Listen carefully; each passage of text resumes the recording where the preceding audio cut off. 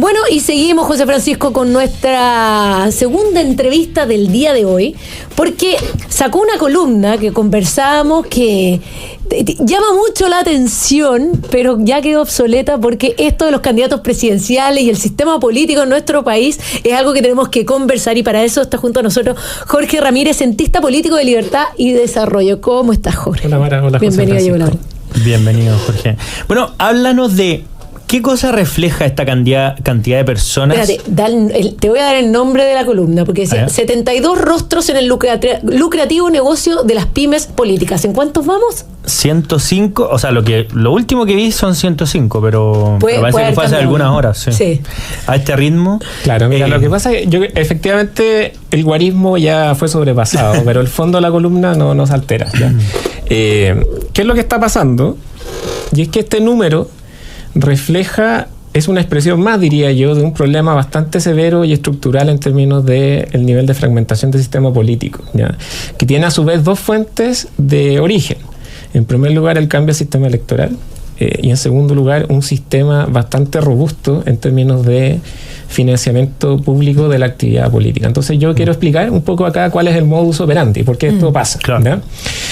Bueno, en primer lugar, en Chile el año 2015 se cambió el sistema electoral.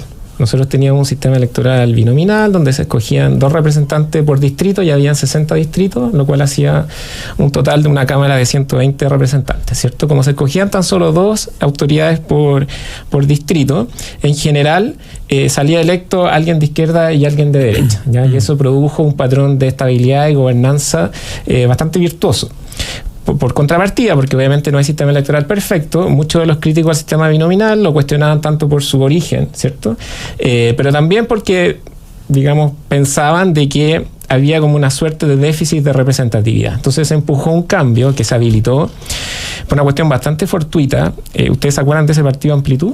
Sí, que claro. Ya no existe, que tenía un par de senadores y algunos diputados. Ellos finalmente fueron Lili Pérez. Exacto. Ellos fueron los que dieron los votos para aprobar el cambio del sistema binominal al sistema proporcional, donde pasamos a una Cámara compuesta por 155 diputados, donde en cada distrito, son 28 distritos, se eligen entre 3 y 8 electores, y por lo tanto el umbral matemático para acceder al escaño bajó significativamente, desde un 33% a cerca de un 11%. Claro. Eso a nivel de lista.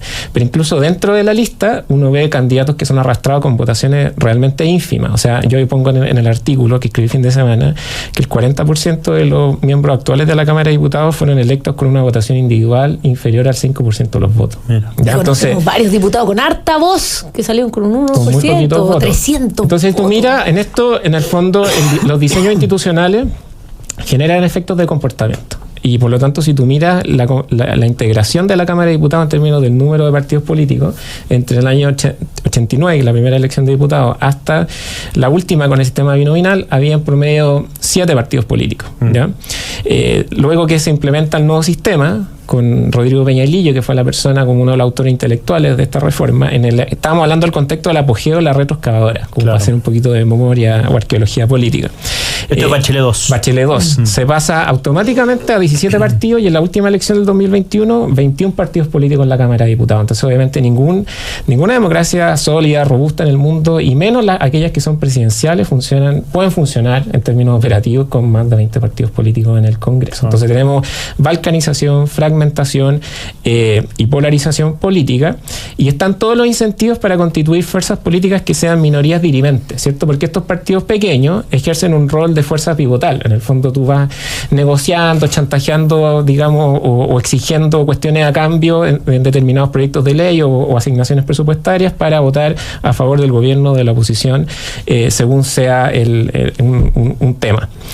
Eso por un lado. Entonces tenemos factor sistema electoral, pero aparte, justo casi de manera concurrente con el cambio de sistema electoral, en Chile se habilitó un sistema bastante robusto de financiamiento público a la actividad política.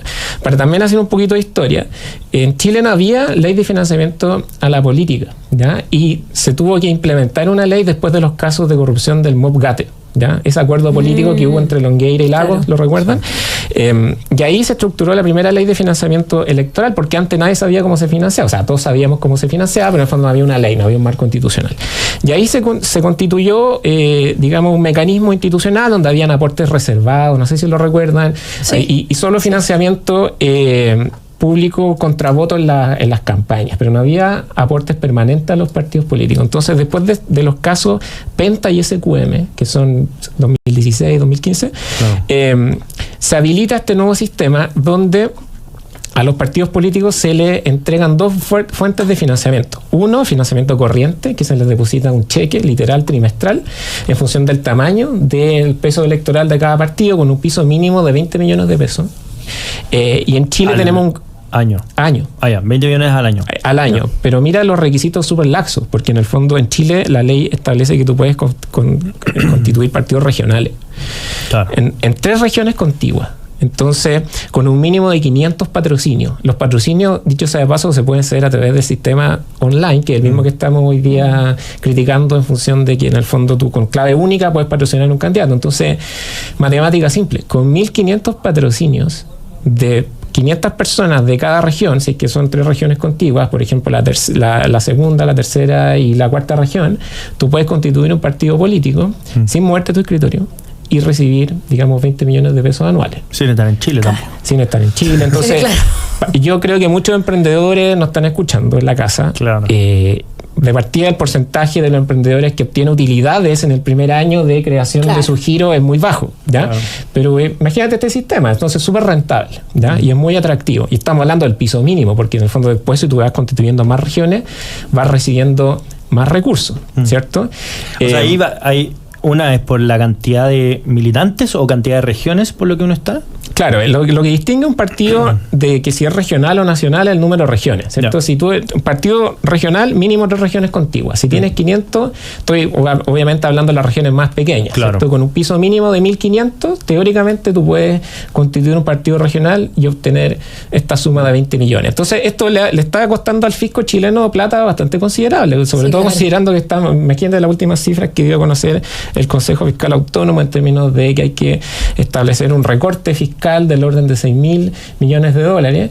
El año 2016, el fisco chileno gastó del orden de 3.500 millones de pesos para financiar, digamos, partidos políticos. Esa cifra ya se ha multiplicado por 3. Vamos en 9.500 y fracción.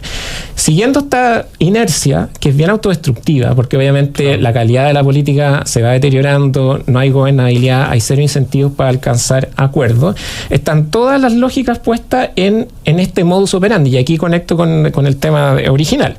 Y es que los candidatos usan las plataformas presidenciales como punta de lanza para después constituir partidos políticos, porque eso les permite conocimiento, adhesión, participar, por ejemplo, en debates que también son financiados, porque ustedes saben que en Chile hay franja electoral gratuita, hay debates presidenciales que se transmiten por Anatel, etcétera. Entonces, una vez que ya son conocidos, logran constituir partido y con eso tienen un ingreso permanente y siguen, digamos, orbitando en este sistema que está generando un costo bien significativo para la democracia chilena. Entonces, la invitación es no solo, porque ha estado súper presente desde hace, yo diría, un año y un poquito más, la discusión sobre el sistema electoral y la fragmentación, que un poco lo que explicaba en la primera parte de mi intervención, pero también, y esto creo que es lo positivo, siempre de estos casos uno puede sacar, digamos, lecciones o hay ventanas de oportunidad que se abren.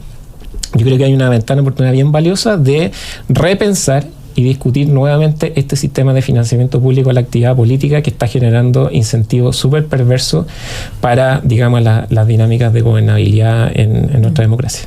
Oye, pero ahí hay 2 temas que son fundamentales, que los nombraste ahora, que uno tiene que ver con el sistema electoral, que en el fondo hace que tengamos demasiados partidos y hay una fragmentación enorme en el Congreso que no permite establecer ciertos acuerdos que, bien dijiste, en un sistema presidencial son necesarios, sino que tenemos un desparramo y algunos diputados que salieron con 0 y no responden a nadie, a ninguna coalición ni nada. Entonces, eso hace más difícil. Tenemos esta parte de la gobernanza y por otro lado tenemos el problema del financiamiento de la política, que al final se presta también para estas pymes políticas. Me quiero ir a agarrar de la primera parte, que tiene que ver con la fragmentación. Está en discusión el tema de que haya un umbral de un mínimo de un 5% a nivel nacional para que se pueda elegir una coalición o algún partido dentro del Congreso. Para que tenga representación parlamentaria. Para que tenga, exactamente. Que de hecho la misma se expresa hoy día, si no me equivoco, lo tildó esto medio de fetiche. Ahora, efectivamente, partidos como el Frente Amplio en su momento, la forma que llegaron fue a través del cambio del binominal. Entonces, ¿cómo ves tú esta propuesta? ¿Es factible, es necesaria y aporta, a diferencia de lo que piensa el oficialismo, a disminuir la fragmentación? Yo creo que aporta, pero tampoco es una solución que vaya de manera directa a la raíz del problema. Porque la raíz del problema, como te digo, es la naturaleza del sistema electoral que tenemos. En la medida que sigamos escogiendo 8 parlamentarios en distritos enormes, donde la gente no es capaz de saber, ni siquiera con suerte, quién es uno de sus diputados. Imagínate decir los 8. Yo creo que ni ustedes que trabajan en esto, ni yo, bueno, quizás yo soy un error estadístico, pero es muy difícil. Entonces, tener distritos grandes alejan a la política de la ciudadanía, no hay identificabilidad electoral, como se llama técnicamente. Por lo tanto, ese yo creo que es el problema de raíz. Nosotros debiéramos avanzar hacia un sistema electoral de características más mayoritarias. Mayoritaria en el sentido de escoger menos representantes por distrito, porque eso supone muchas ventajas. De partida tú eres capaz de conocer a tus diputados, se genera más rendición de cuentas, accountability, se genera también más justicia electoral porque ganan los que tienen más votos, ¿cierto? Por ejemplo, el sistema norteamericano o el sistema británico son sistemas uninominales donde simplemente gana el que tiene más votos, como el sistema en Chile a nivel de alcaldía, que dicho sea de paso, el sistema menos cuestionado, ojo. Entonces yo creo que va un poco por allí la reforma más de fondo, y acompañada también de una revisión de estas otras disposiciones, como el financiamiento de la política. Ahora, ¿contribuye el umbral? Sí, pero no es por sí solo, digamos, es como condición necesaria, más no suficiente para dar cuenta de este problema más estructural, porque mientras sigan existiendo estos incentivos y digamos, ser candidato tenga costo cero, porque eso es la otra fuente de financiamiento. Yo hablé del financiamiento corriente que reciben los partidos, pero el fisco chileno en años intensos, en términos del número de elecciones, ha debido desembolsar más de 100.000 millones de pesos a nivel de, digamos, reembolso contra voto. Cada voto ya está, incluso superamos la barrera de los 1.000 pesos. Entonces eso tiene un costo. Claro. Y obviamente que hay que ver si el fisco chileno está con capacidad y solvencia de ser tan generoso en el financiamiento de la actividad política. Con esto no quiero ser demagogo y tampoco populista, decir que, o desconocer que obviamente que tiene la política una actividad que es necesaria para una democracia en forma y tiene que ser financiada de alguna manera. Pero también la invitación es a, digamos, mayor austeridad, mayor responsabilidad, porque esta, digamos, candidatura, yo en la columna juego con esta frase de los gremlins, en el fondo que se van multiplicando con el agua. Minuto a minuto, yo sabía que me iba a quedar corto en la cifra, porque yo, claro, me envié la columna el viernes en la tarde y ya vamos más de 100 y quizás en qué número vamos a terminar. Entonces yo creo que es algo bien nocivo para la democracia. Bueno, muy interesante conversación con Jorge Ramírez, cientista político de Libertad y Desarrollo, porque además este tema da para mucho, el tamaño de los distritos, la distribución de los distritos, los escaños, así que vamos a invitar de nuevo a Jorge. Sí, cuando tengamos el conteo final, cuando hayamos los 250, sí, vamos a venir a hacer la cuenta final. A ver si Mara Seguini va a estar en esa lista. Te puedo inscribir como José candidata. Francisco Lago, ya deja de echarme. Está buscando una forma de echarme, parece. Con tu clave única arreglamos este. Claro, o sea, meter José Francisco con mi clave única, sí, es súper fácil. Cuidado. Queremos agradecerle a Jorge Ramírez por habernos acompañado. Gracias a ustedes que también. Nos vamos a una breve pausa y a la vuelta seguimos con más Llegó la Hora.